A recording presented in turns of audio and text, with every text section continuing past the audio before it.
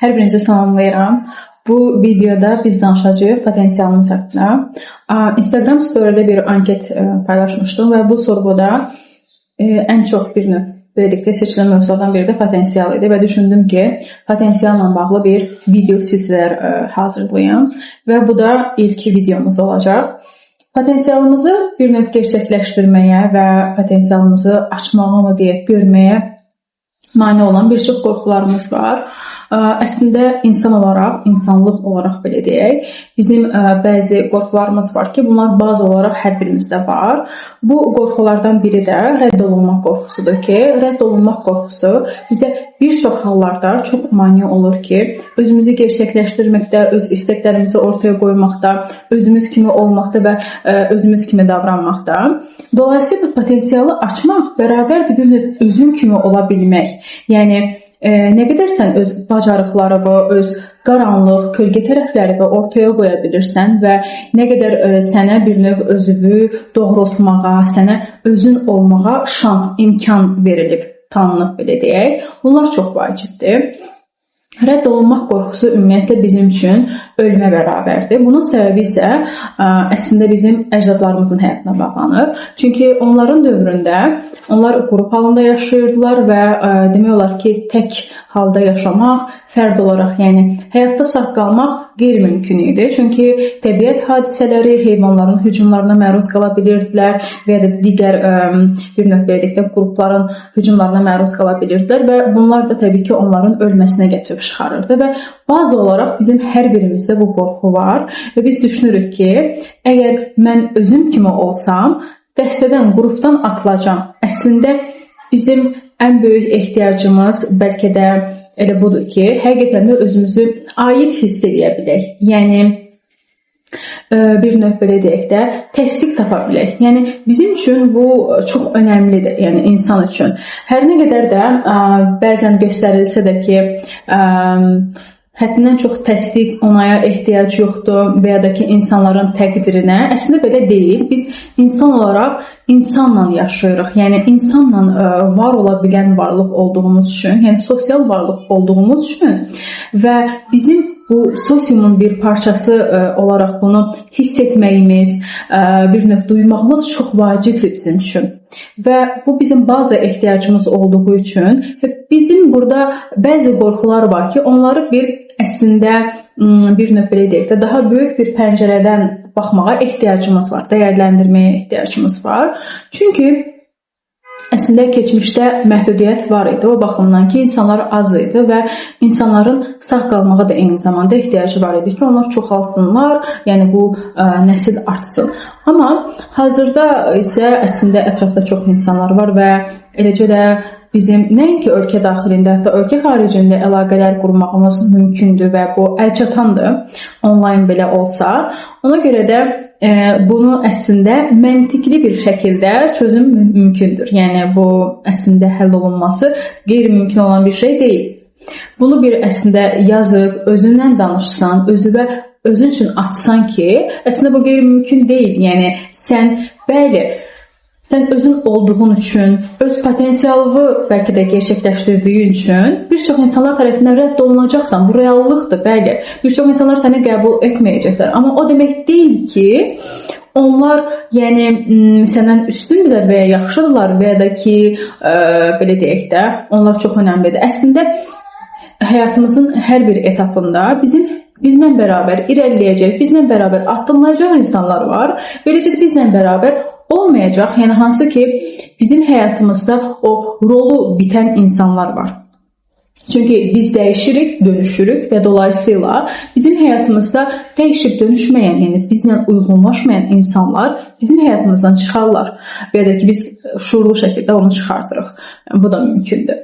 Və bu əslində reallıqdır və yəni belə deyək də, bu reallıqla hansı ki, həddindən çox o qorxu nöqtəsini tutmaq lazımdır ki, yəni əgər qorxu bizi irəliləməyə, hərəkət etməyə qoymursa, bunlara da bir baxmalıyıq, məntiqli bir şəkildə, yəni bir fərqindəlikli şəkildə ora baxıb nələrsə edə bilərik. Dediyim kimi, yazmaq bir çox hallarda burada əslində çox böyük bir həll yolu qət etməyə gətirib çıxara bilir. Və yəni bazı olaraq bu qorxu bizim hər birimizdə var və növbəti etapda isə bizim potensialımızı aşmağa mane olan bir çox məsələlər var ki, inanclar, şuuraltı inanclar, eləcə də ailəmizdən, ətrafdan bizə ötürülən inanclar var ki, bunlardan danışmaq istəyirəm. Belə ki, əgər sənin ətrafında və ya da sənin ailəndə bəlkə sənətçi olmaq, rəssam ola bilər, aktyor ola bilər və ya da ki, digər sahələrdə hansı ki, daha çox incəsənət yönümlü ola bilər və ya da bəlkə də sənin kreativ fikirlərin var və fərqli bir sahə istəyirsən, hansı ki, bəlkə o sahə yoxdur.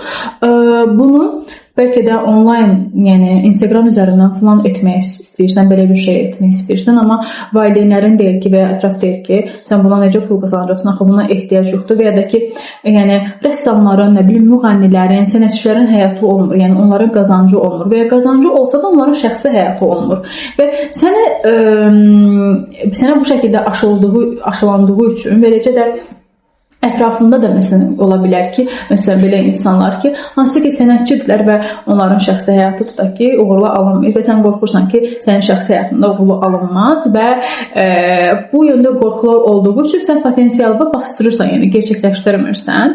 Amma burada sənə demək istədiyim bəzi məqamlar var ki, sənin sənətçi olmağın, sənin rəssam olmağın sənin pul qazana bilməyəcəyin və ya qazanmayacağın anlamına gəlmir. Çünki bu sənin əgər potensialınsa və sənin yolundursa və sənin bir növ belə deyək də o içindən bədahətən gəlirsə və bunu sevərək edirsənsə, mütləq ki, orada pul var yəni. Yəni pul əslində sənin qoyduğun dəyərə, enerjiyə görə gəlir. Yəni məsələ sadəcə gedib 9-6 bir yerdə işləmək və ya da ki,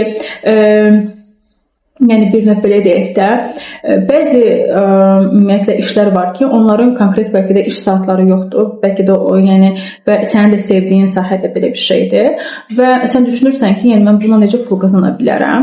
Əslində isə pul, yəni bir növ əslində pulun mahiyyətini bilmirsən.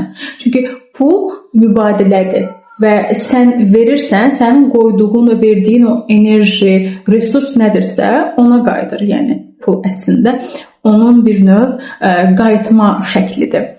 Və bunu bilməyini istəyirəm ki, sən sevdiyin işdən də pul qazana bilərsən.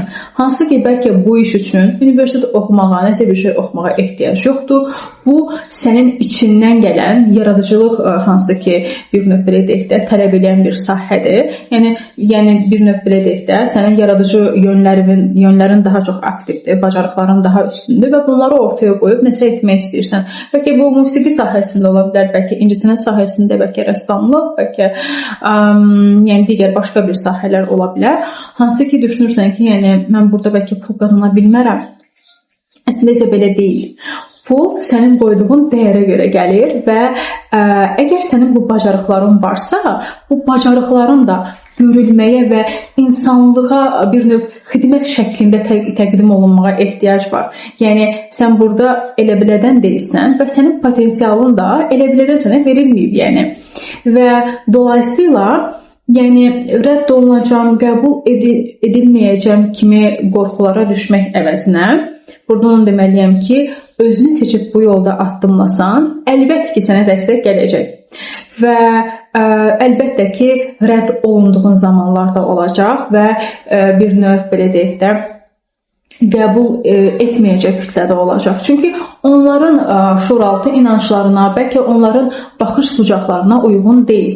Amma kiminsə bir növ baxış bucağına, mindsetinə uyğun olmaması o demək deyil ki, bu dünyaya uyğun deyil və dünyaya xidmət etmir. Yəni, məsələ sənsən, sənin istəyindir və sənin öz passionuvu nə qədər duyub bunu həyata keçirməyindir. Yəni, dolayısıyla burada öz intuisiyanı duyub, hiss edib, o yöndə addım atmağın çox önəmlidir. Nəinki də ətrafdakıların fikirləri, hansısa Pakizə xalanın və ya da ki, Əbülfəz dayının fikirləri sənin həyatında bu qədər önəm daşımamalıdır. Çünki bu həyat sənə verilib ki, yaşayasan və həzz alasan.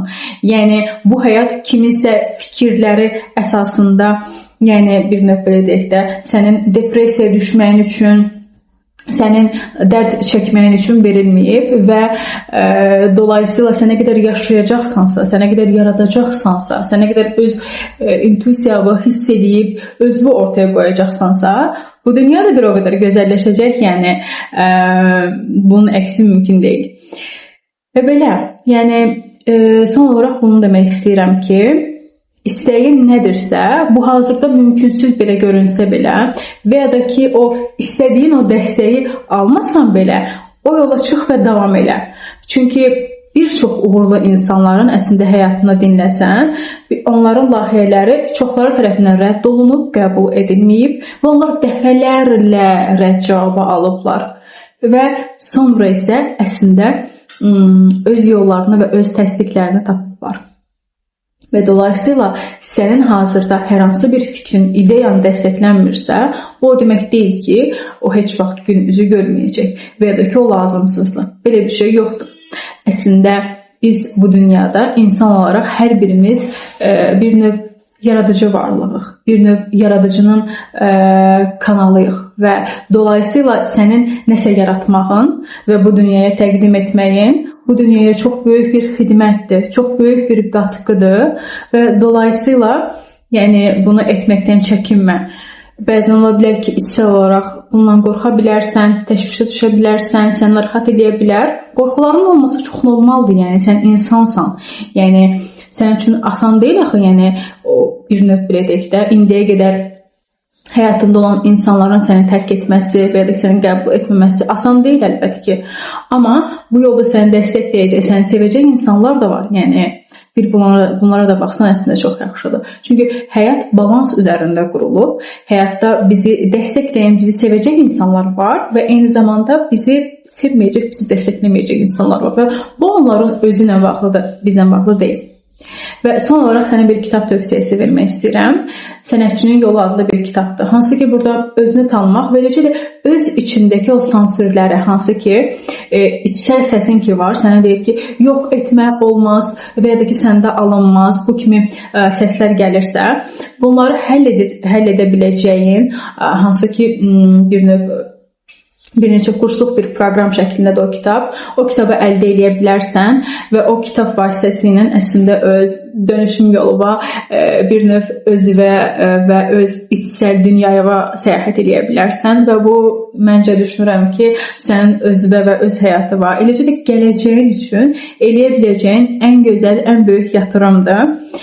Belə, bura qədər gəldinsə, kanalımı abunə olub izləyə bilərsən və eləcə də rəy bildirə bilərsən və əgər məndən individual seanslar almaq istəyirsənsə və ya konsultasiya almaq istəyirsənsə, onun üçün də aşağıda qeyd edəcəyim nömrədən əlaqə saxlaya bilərsən. Belə, növbəti həftə isə növbəti bir növ mövzudan davam edəcəyik. Belə, özünə çox yaxşı bax. Hələlik.